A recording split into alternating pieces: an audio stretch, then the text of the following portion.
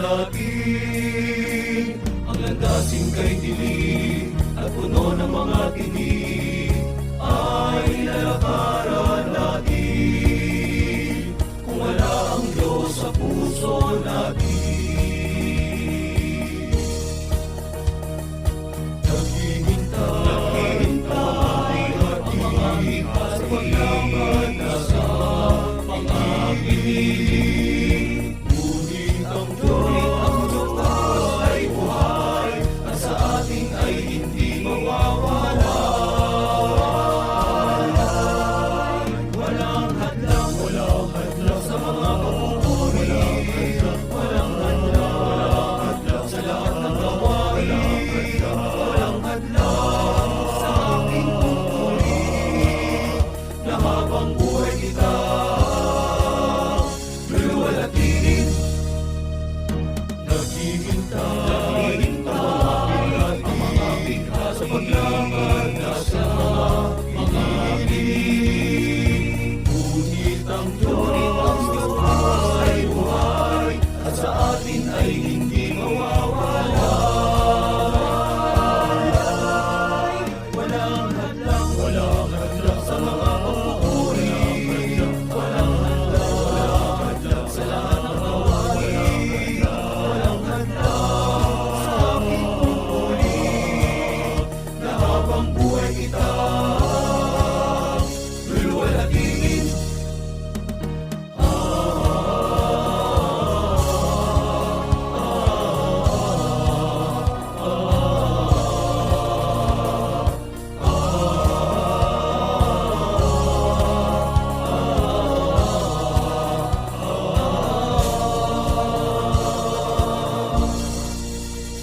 Kung tumay patuloy sa pagdilim, mga araw man ay umiikli, di mapipigil sa pagpupuri. Di titigil na ika'y ibunyin. Walang hadlang sa mga pagpupuri. Walang hadlang sa lahat ng gawain. Walang hadlang sa aking tungkulin na habang buhay kita luluwalhatiin. Walang hadlang sa mga pagpupuri. Walang hadlang sa lahat ng gawain. Walang hadlang sa aking tungkulin na habang buhay kita luluwalhatiin. Habang buhay kita luluwalhatiin.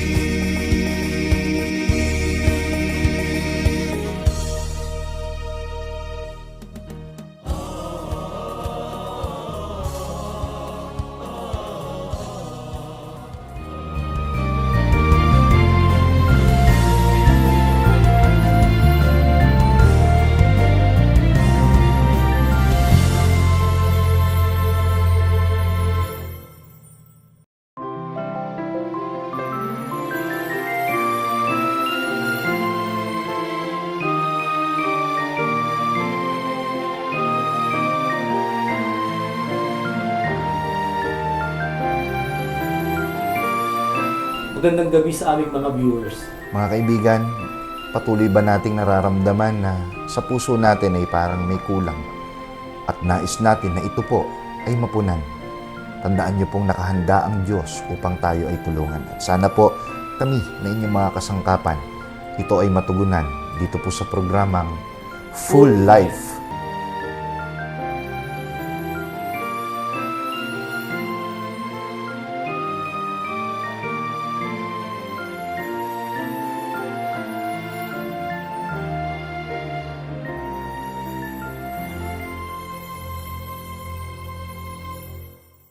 Good evening sa aming pong mga viewers, sa aming mga listeners sa programang Full Life, where the gospel leads the way. Totoo po na walang ibang paraang tiyak para sa isang fulfilled o complete na buhay, kundi ang mga salita ng ating Panginoon.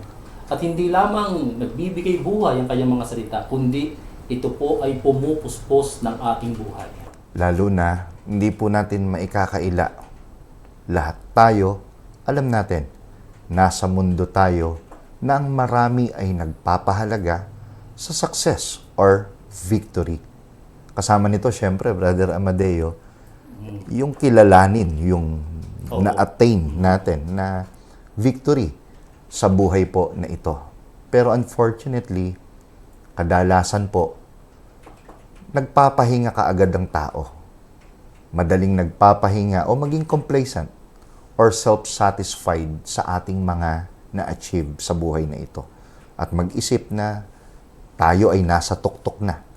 Nararanasan ito ng sino man sa anumang larangan. Atleta ka man, mag-aaral, ikaw man ay pamilyadong taong nagtataguyod ng buhay ng iyong family, even po sa mga nasa ministry, mahalagang reminder, tandaan natin, sinabi minsan ni King Solomon, ito ang wakas ng bagay, lahat ay narinig, matakot sa Diyos, sundin mo ang kanyang utos sapagkat ito ang buong katungkulan ng tao. And allow me to ask you this po, mga kaibigan. Ito po kasi ang tunay na tagumpay. Kung naipaglingkod ba natin ang buhay natin sa Panginoon? Okay, marami tayong na-achieve. Pero the question is, naipaglilingkod ba natin sa Panginoon? At sa kanyang mga kamay, ay naging instrumento ba tayo na nahahawakan niya, nagagamit niya para sa kapakanan ng iba? Kung hindi po, tulungan tayo na huwag mahulog sa maling kaisipan at maling kakontentuhan. Payagan yung ipaglingkod sa inyo ang relatable topic na ito na pinamagatan po nating do not rest on your laurels. Ano nga ba yung laurels? Makikita nyo po sa screen, yan po mismo yung dahon ng laurel. Opo, baka meron po dyan, nagdi-dinner ng ulam adobo. Tama yung nasa isip nyo, yan po yan. Masaya at maligayang hapunan po sa inyo. Pero sana, sa ibibigay nyong time, habang nasasarapan po ay sa ulam nyo, sana po, maligayahan din tayo sa pakikinggan nating isyong ito. Mga kaibigan, nilalagay po ito sa ulo gaya ng crown na sumisimbolo ng achievements or victory sa mga success po na naaabot ng tao. For example, ay si Francisco Balagtas. Originated from ancient Greece. Nung unang panahon, ang mga athletes, ang mga pinuno ng military na nananalo, Brother Amadeo, sa mga labanan, pinaparangalan ng koronang laurel. Pinaniniwala ang dahong ito ay nananatili po kasing berde buong taon na mula doon ay sumisimbolo sa karangalang pangmatagalan. Walang hanggan kung ituring pa nga ng iba. Kaya kung ikaw kaibigan, have you ever achieved a goal? O na-reach mo na ba ang iyong milestone? O naka-experience ka na ba ng maraming success? It's natural na gustuhin ng sino mang lasapin ang savor of those victories. Sino nga ba namang hindi po sasamantalahin yun, di ba? Opo. Pero what if we're tempted to rest on our laurels? Yun ang tanong.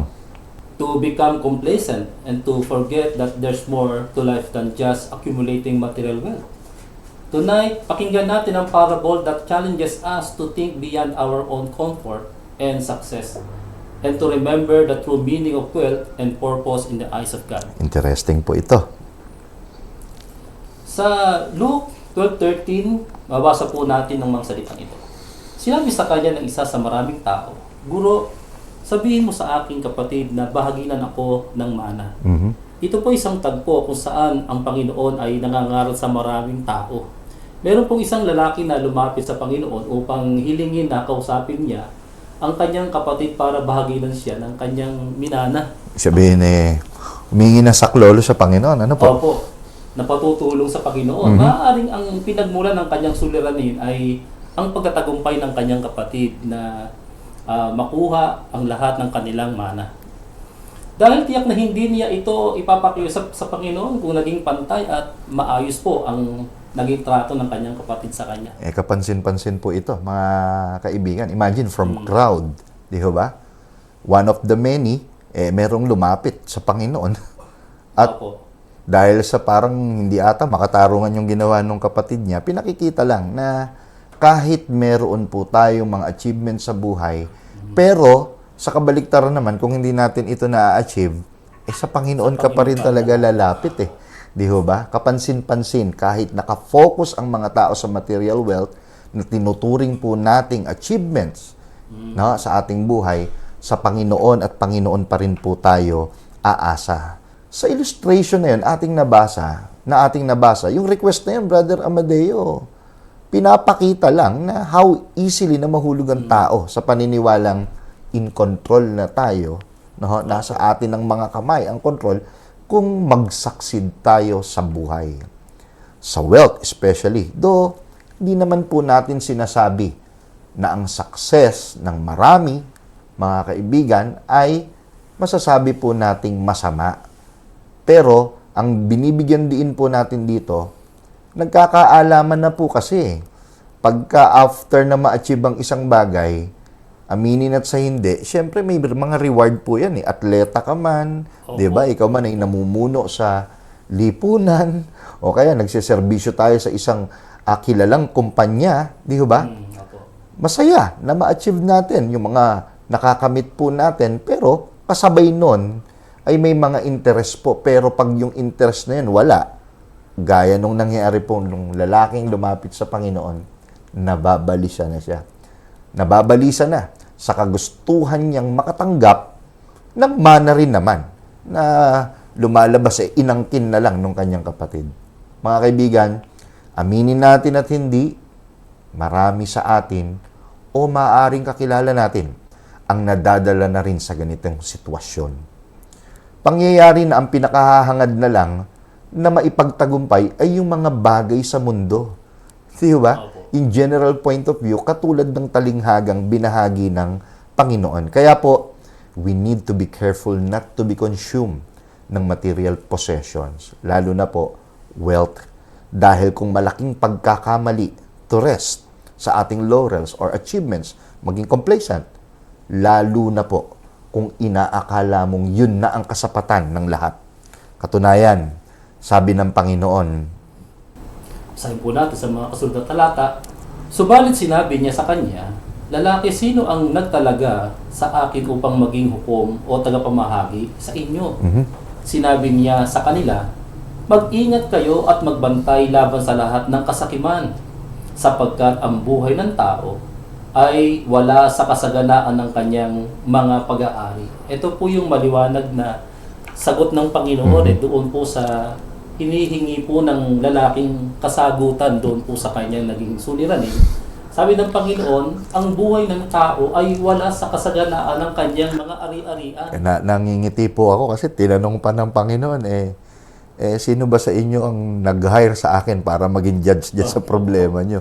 In the first place kasi, naging thinking niya, parang yun na yung kasapatan ng lahat, di ba? Opo. Kaya dito po sa punto ng ating pong Panginoon, talagang masabi po natin na bagamat hinahangad po ng mga tao, yung pong maraming mga bagay sa mundong ito, ang sagot ng Panginoon, hindi dyan ang talagang buhay ng tao. Opo. Hindi yan ang kakumpletuhan ng buhay niya.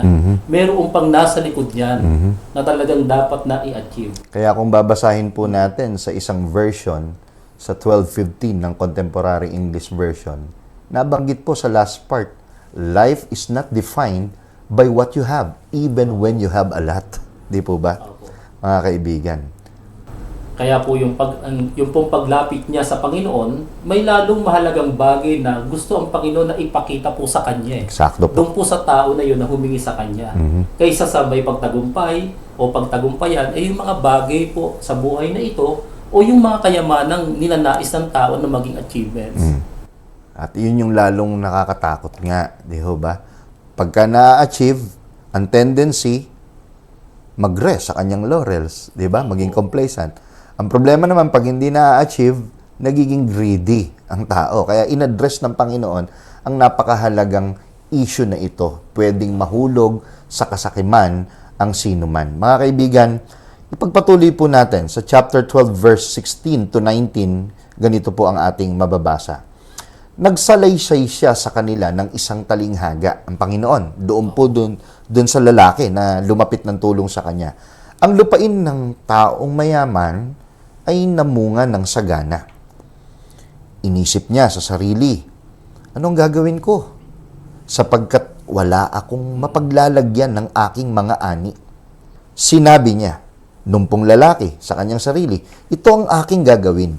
Gigibain ko ang aking mga kamalig at magtatayo ako ng mas malaki at doon ko titipunin ang lahat ng aking mga butil at mga pag-aari at sasabihin ko sa aking kaluluwa, kaluluwa, marami ka ng pag-aaring nakaimbak para sa maraming taon.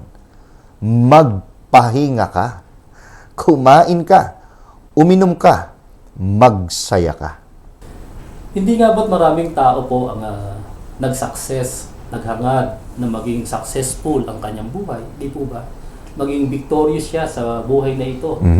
Hinahangad na lamang po ay ang maging victorious po siya sa pag-aaral. So meron po siyang laurels o promotion. Kung kikilalanin sa panahong ito, pagka isang estudyante ang sumisimbolo sa kanyang laurels, mga award niya, di ho ba? Opo. Ganon din po yung mga nagtatrabaho. Meron po silang mga victorious sa pagtatrabaho nila. So dahil po doon, ina-acknowledge po sila, tinataas po sila ng Merong mga award po yan, may mga trophies na lalong nagbibigay ng motivation po sa kanila. Yun yung sumisimbolo sa laurel nila, di ho ba? Opo. Doon po sa larangan po ng pagnegosyo, may victory din po sila. Talagang masabi po natin na victorious po sila sa pagnegosyo. Kaya po ina-acknowledge po sila ng mga may-ari ng kumpanya na kanila pong pinagkukuhanan ng mga produkto. At talagang masabi po natin na isang malaking bagay po yung na-achieve po nila para magkaroon sila ng laurels. At hindi lamang po yun, kahit po sa kapakanan po ng pagpapamilya, meron talagang mga victorious po sa pagpapamilya po. Pwedeng yung dream nilang bahay, nakamit na, nila, sasakyan, lupain, at marami pa. Talagang masabi po natin na nakapagpapaginhawa ng kanilang kalooban o na ang kanilang kalooban po ay nakapagpapahinga. Di ba? Gagawin pa man po, pagkatapos po na makamit po natin ang mga naging victorious in life po natin, masabi po natin na sa sarili na successful, victorious tayo, di po ba? At para bang ito na po ang ultimate need natin sa ating buhay at wala na pong ibang kailangan pa. Tandaan po natin mga minamahal namin mga kaibigan, may hangganan po ang tingkad ng kulay ng dahon ng laurel. At hindi nananatili ang kanyang pagiging laging luntian. Gayun din, anuman pong achievement sa mundo, gaya po ng dahon ng laurels, may hangganan din ang tingkad po nito. At hindi po para manghawakan lamang tayo sa simbolo ng tagumpay na ito. Gaya po ng binanggit po doon sa nabasa nating mga verses, nirelate po natin sa iba't ibang aspect ng buhay po natin, napakamaling kaisipan. After niya na magawa yung pinlano niya, sabi niya, magpahinga ka na. Kinondisyon niya yung sarili niya. Parang sinasabi niya, this is it. Nakamit ko na. Okay na. Again, sinasabi po namin, successful ka sa pag-aaral, do not rest on your laurels. I-continue natin ang dapat pa nating matutunan. Nakamit mo ang iyong pangarap sa buhay, sa pamilya, bahay, sasakyan. Huwag tayong tumigil. Baka may nais pang ang Diyos na ipagkaloob po sa atin, negosyante, etc. Kaya lang po, ang sinasabi po sa atin, mga kaibigan, huwag po tayong makontento. Oo, lahat ng ito, tandaan po natin ito, lahat ng ito ay hindi masama, napakahangarin. Ngunit, nagiging masama kung ito na lang ang ating hangarin. Mga kaibigan, bakit masama? Kung ito lang, ang sagot ay mula din sa talinghagang binahagi ng Panginoon. Kaya, pagpatuloy po natin. Pagpatuloy po natin ang pagbasa sa mga banal na kasulatan. Lucas Kapitulo 12, 20 hanggang 21. Subalit sinabi sa kanya ng Diyos, hangal, sa gabing ito ay kukunin ng iyong kaluluwa. At kanino kaya mapupunta ang mga bagay na inihanda mo? Malinaw po sa mensahe, sa parable ng ating Panginoon, hindi naman po masama na maging successful sa pagkakamit ng mga bagay sa buhay na ito o sa mundong ito, gaya po ng paghahangad na ikaw ay yumaman at maging successful ka sa iyong pamumuhay. Nagiging masama kung pagkatapos na ikaw ay maging mayaman at nagkamit ng maraming mga bagay, ay maramdaman mo wala ka ng ibang kailangan pa. Yun po eh. Para bang sinasabi mo sa iyong sarili na kompleto na ako, wala na akong kailangan, magpahinga ka na, kaluluwa ko. Para bang sinara niya na ang pagkakataon na maaari niya pang ma-enjoy. At maaari mo nang i-enjoy ang lahat ng kaligayahan ng buhay nang wala kang naiipon na kayamanan sa Diyos. Kapansin-pansin po yung last part nung verse, brother. Ano po? Opo. Sa amin pong mga listeners, kung kunin ko kaluluwa mo ngayon, kanino kaya mapupuntang mga bagay na inihanda mo? Mga kaibigan, Opo. napakahalaga na masolusyonan natin ang posibleng kinahuhulugan mismo natin o kaya ng ating pong mga kakilala o mahal sa buhay. Itong tanong na ito ng Panginoon, napakaseryosong dapat nabigyan po natin pansin, mga kapatid. Kanino kaya mapupunta? Kung pagbubulayan nating mabuti yung tanong ng Panginoon, itinuring mong sa'yo yan achievement mo yan at diyan ka na lang nakontento Just in case kunin ko na ang buhay mo at lahat naman tayo, di ba, mauuwi, mga kapatid, na ang buhay na hiniram ay babawiin ng Diyos. Paano kung tanungin niya tayo? Di ba? Lahat ng na-achieve mo, na itinuring mong iyo, kanino kaya mapupunta pagkatapos na mamatay tayo o bawiin na ang hiram nating buhay? Gusto ko lamang pong pansinin po natin, mga kapatid, nagiging sensitive tayo pagka may mga bagay na hindi tayo na-achieve. Nagiging insensitive naman po tayo pag hindi natin na i-consider na gusto ng Panginoon na maging part ng victory sa buhay natin. Opo. Di ba? Magandang bagay po yan. Kasi pwede niyang i-provide lahat Kaya itong tanong na to napakaseryoso. Saan mapupunta lahat ng achievements mo? Yung mataas mong naging karangalan, saan mapupunta? In other words, sa akin ba galing yan? Okay, meron kang corona. Tanong, ako ba nagputong? Ako ba nagbigay sa iyo ng karangalan? In other words, naging kasama ba ako sa naging kalagayan mong marangal? Mga kaibigan, napakahalagang bigyang pansin natin sa pagtingin po sa kabilang aspeto po nito, sa pagtingin po sa kabaliktaran nito, mga kaibigan, ito ang solusyon, nais ng Diyos. Siya ang maging dahilan ng ating mga pagtatagumpay at huwag tayong makontento sa inaakala nating tagumpay, mga kaibigan. Kaya po, dumami man ang dumami ang ating pong achievements. Mga bagay ba na narating na po natin at ipinagtagumpay? Opo. Kundi naman para sa Kanya ang glory. Kundi naman para sa Diyos. Di tayo makapagmamalaki, di po ba? Payagan natin mula sa Kanya kung ano man ang meron tayo ngayon. Ano mang meron sa iyo ngayon. At kung ano ka ngayon.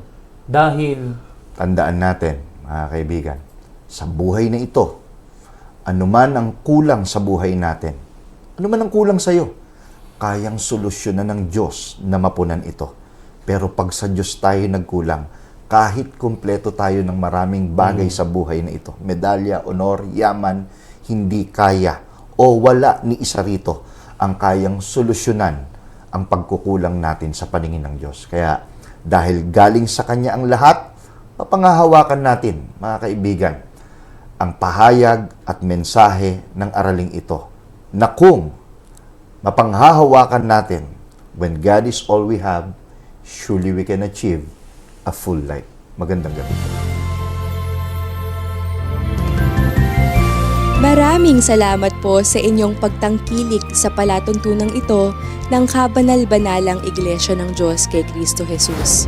Kung nais po ninyong mapanood ang iba pa naming programa at upang lubos po ninyong makilala ang Kabanal-Banalang Iglesia ng Diyos kay Kristo Jesus, mag-subscribe sa ating YouTube channel na The Most Holy Church. Bisitahin ang aming Facebook page na MHC Media. At bisitahin ang ating official website na www.mostholychurch.com. Maraming salamat po.